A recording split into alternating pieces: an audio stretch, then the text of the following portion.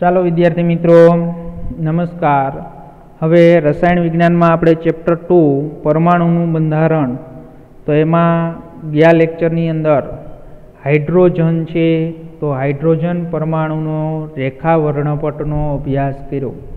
તો હાઇડ્રોજનનો જે રેખા વર્ણપટ હતો તે જે જુદી જુદી શ્રેણીનો જે બનેલો હતો તેની અંદર જે 5 વૈજ્ઞાનિકોએ જે શ્રેણીનું સંશોધન કર્યું હતું, તો એ શ્રેણીના છે વૈજ્ઞાનિકોના નામ ઉપરથી શ્રેણીઓના નામ છે એ રાખવામાં આવેલા હતા। લાઇમેન શ્રેણી, બામર શ્રેણી, પાસિયન શ્રેણી, બ્રેકેટ અને ફૂન। તો એની અંદર કયા વર્ણપટ વિસ્તારમાં આવે છે તે પણ આપણે MCQની અંદર ખબર હોવી જોઈએ। અને એનો જે શક્તિ સ્તર છે, સંક્રાંતિ અવસ્થા, તો એ સંક્રાંતિ અવસ્થા N1 અને N2ના મૂલ્ય ક્યાં હોય તો એ પણ આપણે ખબર હોવી જોઈએ। તો જે કોષ્ટક ગયા લેક્ચરમાં છે એ સમજાયું હતું, તો એ કોષ્ટક આપણે છે એ ખબર હોવી જોઈએ। હવે ત્યાર પછી વિદ્યાર્થી મિત્રો આજનો જે ટોપિક સમજાવવાનો છે એ ટોપિક છે હાઇડ્રોજન પરમાણુ માટેનો બોહરનો નમૂનો। એટલે હાઇડ્રોજન પરમાણુ, હાઇડ્રોજન પરમાણુ, તો હાઇડ્રોજન પરમાણુ છે, તો હાઇડ્રોજન પરમાણુની અંદર આપણે શું કરવાનું છે, બોહરનો છે એ બોહરનો નમૂનો છે એનો આપણે અભ્યાસ કરવાનો છે। બોહરનો જે પરમાણ્વીય નમૂનો છે તો એની અભિધારણાઓ છે, તો એની 5 અભિધારણાઓ આપણે સમજવાની છે। કેટલી અભિધારણાઓ છે? 4 છે। 4 અભિધારણાઓનો અભ્યાસ કરવાનો છે અને આ 4 અભિધારણાઓ આપને આવડવી જોઈએ અને એકદમ સરળમાં સરળ છે। તો નિલ્સ બોહર નામના છે, નિલ્સ બોહર નામના વૈજ્ઞાનિકે સૌ પ્રથમ હતા જેમણે હાઇડ્રોજન પરમાણુની રચના અને તેના વર્ણપટને પરિમાણાત્મક રીતે સમજાવેલો હતો। અને જો આ સિદ્ધાંત છે એ આધુનિક છે, આધુનિક ક્વોન્ટમ, તો એ આધુનિક ક્વોન્ટમ છે એ યંત્રશાસ્ત્ર, તો આધુનિક ક્વોન્ટમ છે એના યંત્રશાસ્ત્રનો નહોતો પણ તે પરમાણ્વીય રચના, જો યંત્રશાસ્ત્રનો નહોતો પણ તે પરમાણ્વીય રચના અને વર્ણપટના ઘણા મુદ્દાઓનું સમયકરણ કરવામાં છે ઉપયોગી નીવડ્યો। અને બોહરનો જે હાઇડ્રોજન પરમાણુ માટેનો નમૂનો એની 5 છે નીચે આપણે અભિધારણાઓ આપેલી છે, તો 4, તો એ 4 અભિધારણાઓ જે આપેલી છે તો એ 4 અભિધારણાઓ મોસ્ટ આઈએમપી છે અને આ પરમાણ્વીય નમૂનો બધા જ વિદ્યાર્થી મિત્રોને આવડવો જોઈએ। હાલો, તો એની અંદર સૌ પ્રથમ આપણે વાત કરીએ પહેલી અભિધારણા। તો પહેલી અભિધારણા તો બધાને આવડે જ છે, તો લગભગ મોટાભાગની આમાં અભિધારણાઓ તમને આવડે જ છે। પહેલી શું છે કે હાઇડ્રોજન પરમાણુમાં રહેલો ઇલેક્ટ્રોન કેન્દ્રની આસપાસ વર્તુળાકાર પથમાં ચોક્કસ ત્રિજ્યા અને ઉર્જા સાથે શું થાય છે, ફરે છે। તો એ તો આપને બધાને ખબર જ છે કે કોઈ પણ પરમાણુ હોય, અહીંયા તો આપણે હાઇડ્રોજન પરમાણુનો છે, અથવા તો તમે આવી રીતે કોઈ પણ પરમાણુ છે એ દોરો, તો એ પરમાણુ છે એ પરમાણુનું આ કેન્દ્ર હોય, પરમાણુના કેન્દ્રની ફરતે છે એ શું કરે, તો પરમાણુના કેન્દ્રની ફરતે ચોક્કસ ઉર્જા સાથે શું કરે, ઇલેક્ટ્રોન છે એ ચોક્કસ ત્રિજ્યા અને ચોક્કસ ઉર્જા સાથે છે એ કેન્દ્રના ફરતે પરિભ્રમણ કરે છે। તો બધાને ખબર છે, તો આપણે આ પથને, જે પથ ઉપર ઇલેક્ટ્રોન પરિભ્રમણ કરે છે એ આગળ વાત કરી દીધી હતી, એને શું કહેવાય, તો એને કક્ષા, શું કહેવાય, તો આ પથને કક્ષા, જેનું 3 નામ છે, સ્થિર અવસ્થા અથવા માન્ય ઉર્જા અવસ્થાઓ કહે છે। અને આ કક્ષાઓ છે એ કેન્દ્રની આસપાસ સકેન્દ્રિત એટલે ગોઠવાયેલી હોય છે। તો એ કક્ષાઓ ક્યાં ગોઠવાયેલી હોય, તો કક્ષાઓ છે એ કેન્દ્રની આસપાસ સકેન્દ્રિત રીતે ગોઠવાયેલી હોય છે। અને કક્ષામાંના ઇલેક્ટ્રોન, આ બીજી જોઈએ, આ પેલી હાલો વિદ્યાર્થી મિત્રો ખબર પડી ગઈ। તો પહેલી અભિધારણા છે એ કોની છે, બોહરની પહેલી અભિધારણા શું સમજાવે છે આપને, કક્ષા સમજાવે છે। શું સમજાવે છે? કક્ષા સમજાવે છે। હાલો, હવે બીજી, तो बीजी आपणे अभिधारणा छे एनी वात करीए तो ई पण बधाने आवडे एवी एकदम सरळमां सरळ छे। तो एनी अंदर समजीए के कक्षामांना इलेक्ट्रॉननी ऊर्जा समय साथे बदलाती नथी। आपणे आगळ नमूनो भण्या तो एनी अंदर एम हतुं के भाई जो कक्षा साथे छे ए इलेक्ट्रॉननी ऊर्जा जो समय साथे बदलाय तो इलेक्ट्रॉन छे ए सर्पिल आकारे क्यां जतो रहे केंद्रमां, पण अहींया एवुं परमाणुमां एवुं थतुं नथी। एटले एनी जे अभिधारणानी मर्यादा हती आ जो बोहर नामना वैज्ञानिके शुं कर्युं, रुथरफोर्डनी जे अभिधारणानी मर्यादा हती ए आ बोहરના परमाणुमां अहींया दूर थई गई। एटले आ वैज्ञानिके शुं कीधुं के कक्षामांना इलेक्ट्रॉननी ऊर्जा समय साथे बदलाती नथी, परंतु ज्यारे इलेक्ट्रॉन नीचली स्थिर कक्षामांथी उपली स्थिर कक्षामां जाय छे त्यारे ऊर्जानुं छे अवशोषण एटले के शोषण करे छे। तो ए तो बधाने खबर होय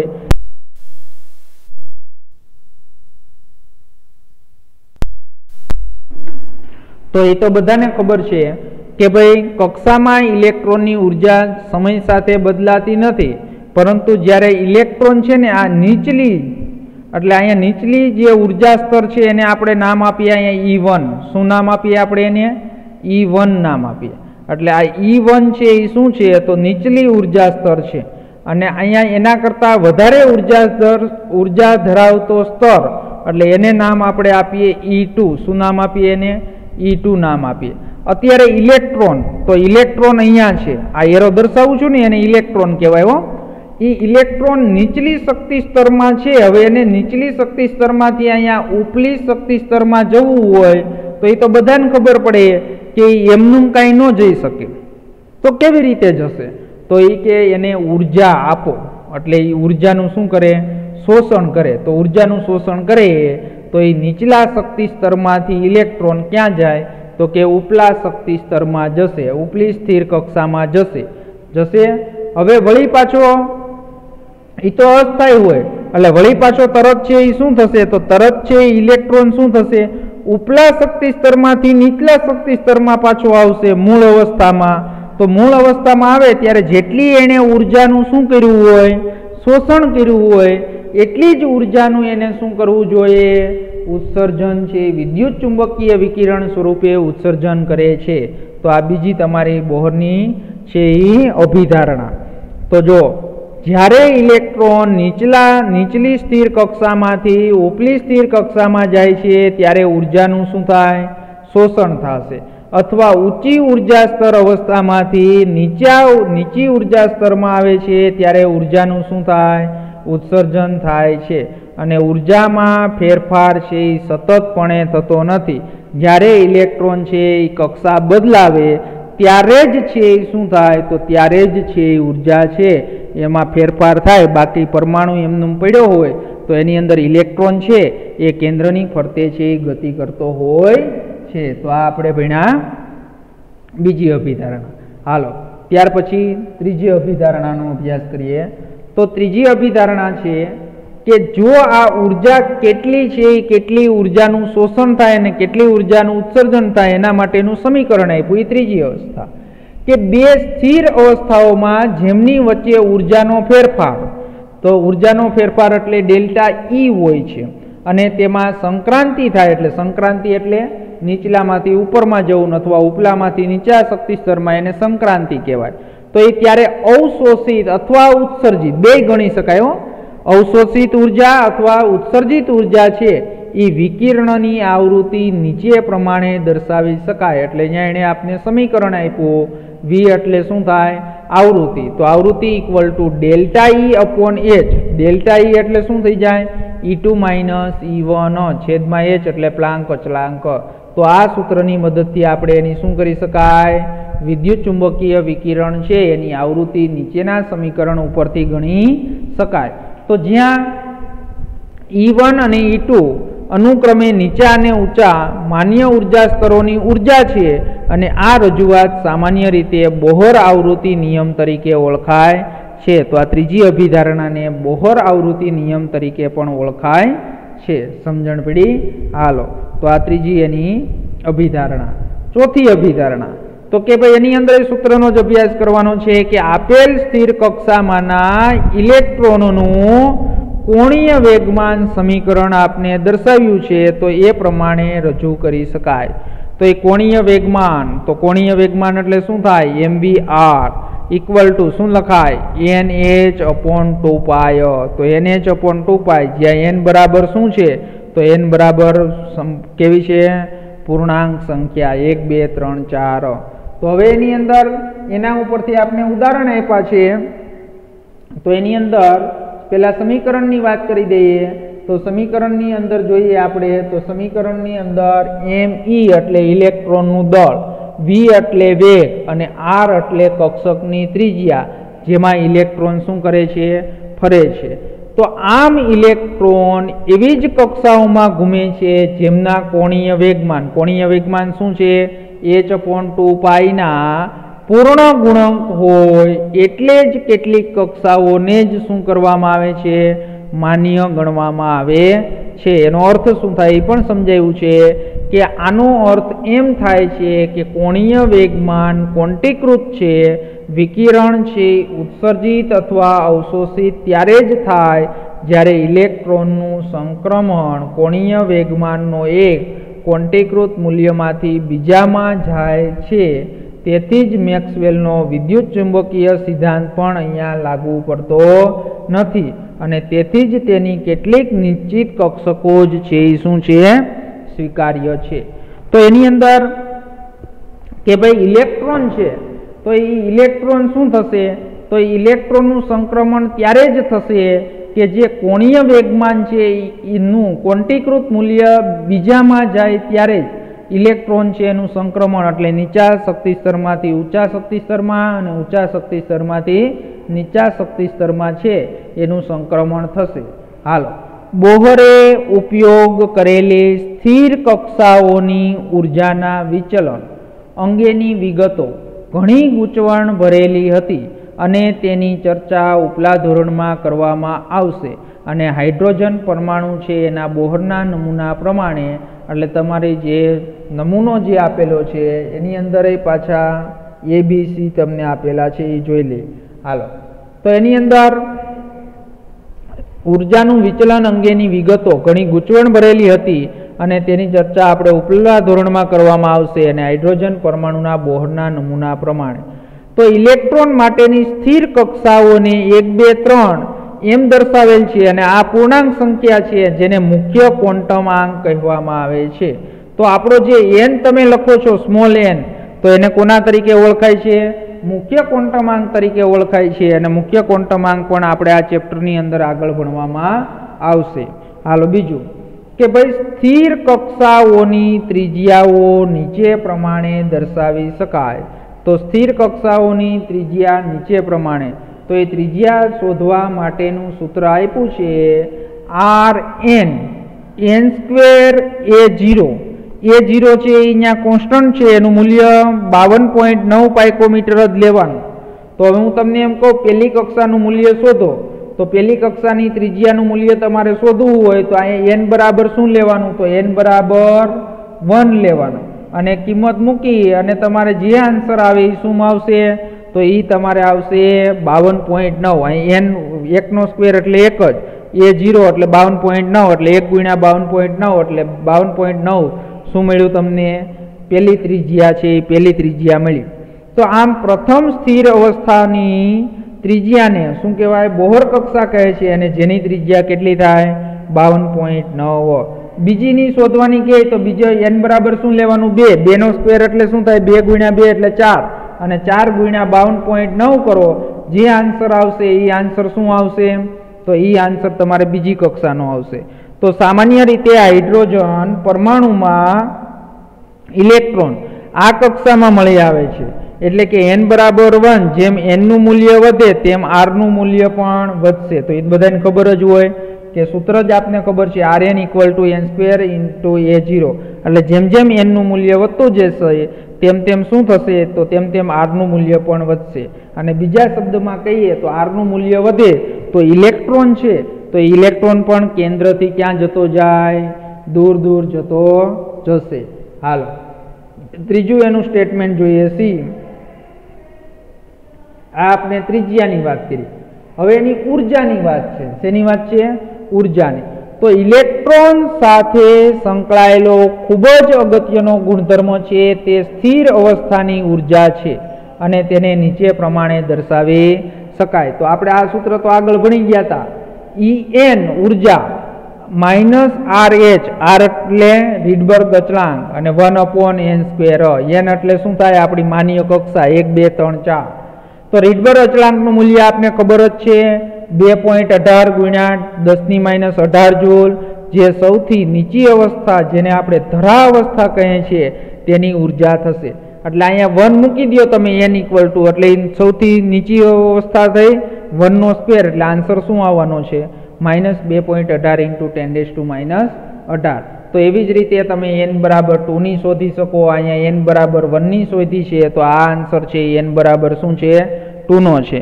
તો આવી રીતે છે તમે ઉર્જા છે એ શું કરી શકાય? તો ઉર્જા છે એ ઉર્જા શોધી શકાય.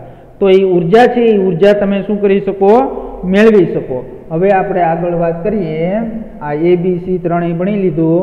હવે કે જ્યારે ઇલેક્ટ્રોન, જો આ ખાસ વસ્તુ સમજવાની છે કે જ્યારે ઇલેક્ટ્રોન કેન્દ્રની અસરથી મુક્ત હોય, એટલે કેન્દ્ર છે એ પરમાણુનું કેન્દ્ર એટલે અહીંયા પ્રોટોન હોય અને ઇલેક્ટ્રોન છે એ ક્યાં હોય? તો કેન્દ્રની ફરતે હોય.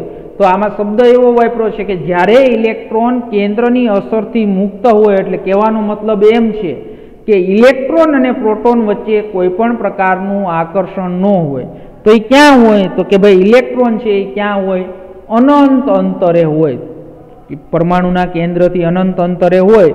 બે ચુંબક હોય તમારી ઘરે અને એની અંદર છે એક ચુંબક છે એ તમે રૂમની અંદર આ છેડે મૂકો અને એક ચુંબકને બીજા છે એ બીજા ખૂણાની અંદર મૂકો, તો એ બે વચ્ચે કાંઈ આકર્ષણ થાય?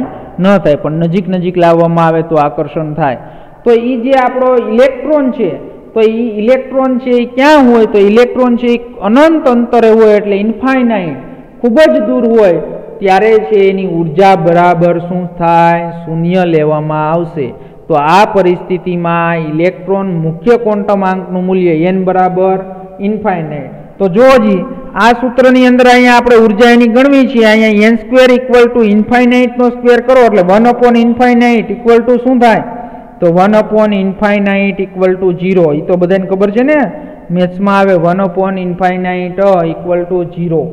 તો સાથે સંકળાયેલ હોય છે અને તેને આયન થયેલા હાઇડ્રોજન પરમાણુ કહે છે.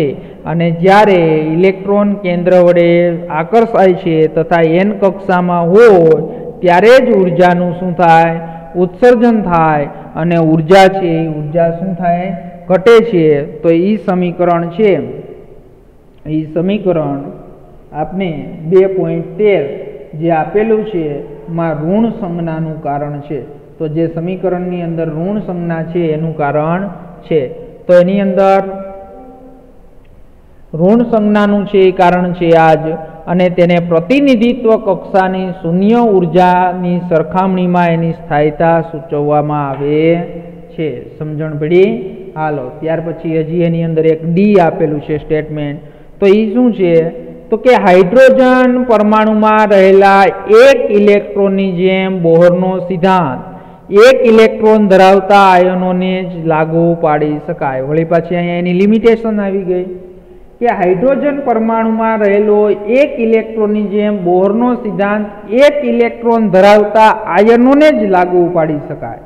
તો એક ઇલેક્ટ્રોન છે એ ધરાવતા આયનો, તો તમને બધાને ખબર છે હિલિયમનો પરમાણુય ક્રમાંક કેટલો? 2.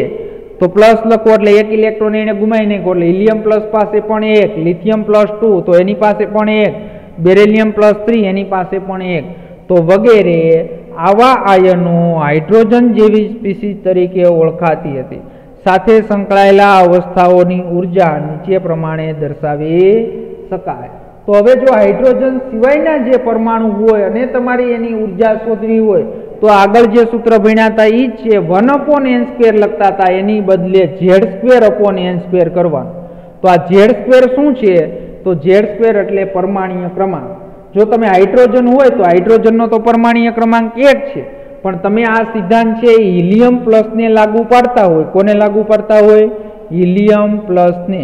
तो हीलियम प्लस एटले हीलियमनो परमाणुीय क्रमांक 2 तो अहींया 2 नो स्क्वेर करवानो अने जो एनी त्रिज्या शोधवी होय तो त्रिज्या नीचेना समीकरण प्रमाणे ऊर्जा अने त्रिज्या तो एनी अंदर आपणुं सूत्र शुं हतुं Rn = n² × a0 एटले 52.9 पण अहींया छेदमां शुं करी नाखवानुं ज्यारे हाइड्रोजन सिवायना आयनोनी वात करता होय त्यारे Z एटले एनो शुं थई जाय परमाणुीय क्रमांक अने परमाणुीय क्रमांकनुं मूल्य तमने बधाने खबर छे हीलियम माटे 2 लिथियम माटे 3 तो उपरना समीकरण परथी स्पष्ट थाय छे के Z ना वधारा साथे ऊर्जानुं मूल्य वधु ऋण बनतुं जाय कारण के अंशमां आव्यो ने अने त्रिज्याना मूल्य नाना थता जाय Z क्यां आव्यो छेदमां एटले त्रिज्याना मूल्य नाना थता जाय तो आनो अर्थ एम थाय के इलेक्ट्रॉन छे केंद्रनी साथे मजबूताईथी बनेलो होय एटले जे त्रिज्या छे एनुं मूल्य नानुं होय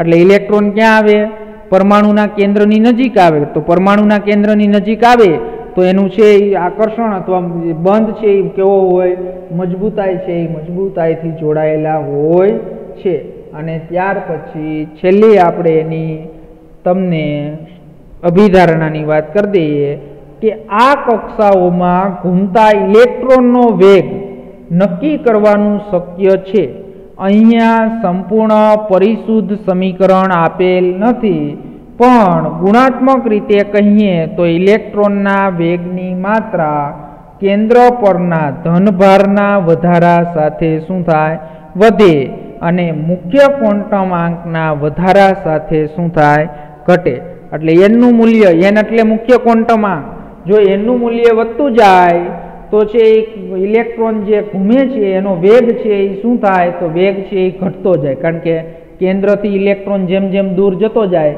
तो केंद्र अने छे इलेक्ट्रॉन वच्चे छे शुं थाय तो केंद्र अने इलेक्ट्रॉन वच्चे छे ए शुं थशे पारस्परिक क्रियाओ घटशे अने बीजुं आप्युं केंद्र परना धनभाરના વધારા સાથે વધે છે એટલે જેમ જેમ પરમાણુીય ક્રમાંક વધે તેમ તેમ કેન્દ્ર પરનો ધન વીજભાર પણ શું થાય વધે તો એ ધન વીજભારના સાથે ઇલેક્ટ્રોનનો વેગ પણ શું થાય વધે છે તો વિદ્યાર્થી મિત્રો જે આપણે હાઇડ્રોજન પરમાણુ માટે બોહરનો પરમાણુીય નમૂનો જોયો तो ये बोहरनो परमाणुीय नमूनाना 4 अभिधारणाओ पण चौथी अभिधारणाओनी अंदर ABCDE तमने छे पेटा छे पेटा अभिधारणाओ पण आपेली छे तो आ बधी ज अभिधारणाओ छे कम्प्लीट तैयार होवी जोईए आना उपरथी घणा बधा आपणे दाखलाओ आवशे MCQ सोल्व करवाना आवशे तो ए छे आपणे आगळ ज्यारे आवशे त्यारे एनी वात करशुं तो जेटला समीकरण आव्या तो ए समीकरण छे ए बधा याद राखवाना छे जेना उपरथी